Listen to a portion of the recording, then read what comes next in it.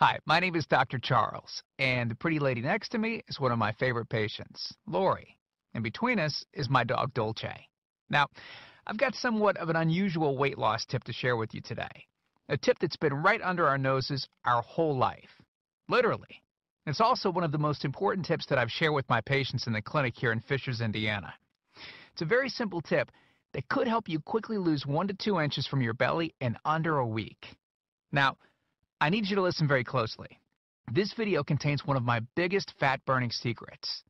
And I don't know how long this video will be up, so please be sure to watch it from beginning to end while it's still here.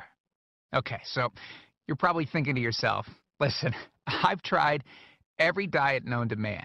I've given it my all, and I don't know, it just keeps coming back. Well, let me stop you right there.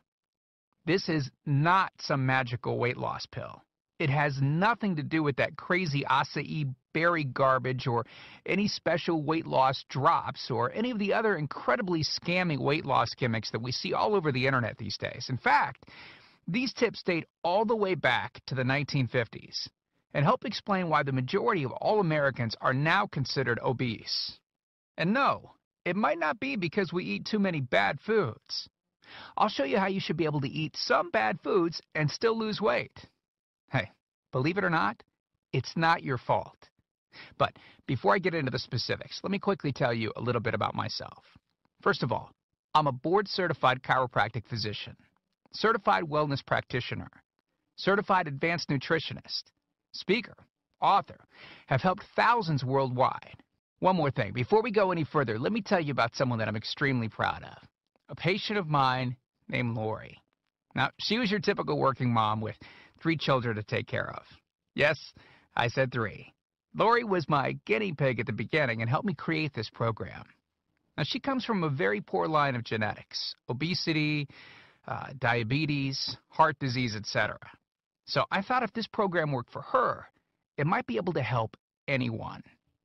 This one specific tip that I'm about to share with you helped Lori lose 2 inches from her belly, lose 8 pounds in only 9 days, lose 2 inches from each thigh, lose 3/4 of an inch from each arm, drop 3 dress sizes. At the age of 30, she now wears a smaller dress than she did in high school. Now, I know you're probably skeptical, and I don't blame you. I mean, it sounds like something so dramatic that it must be torn from one of those supermarket tabloids, right? But it isn't. Lori ultimately lost a whopping 90 pounds of fat and dropped 16 dress sizes. 16! Lori went from this, 210 pounds, which, by the way, is the weight that she couldn't get rid of after her last pregnancy, to this, 120 pounds. And she achieved all of this without counting calories, without starving herself, without killing herself at the gym, all while still eating all the foods that she likes, like raspberry cheesecake ice cream, which she absolutely refused to give up. Her friends are jealous, and acquaintances can't believe that she's ever even been pregnant. Listen, when it comes to weight loss, unfortunately, women get the short end of the stick.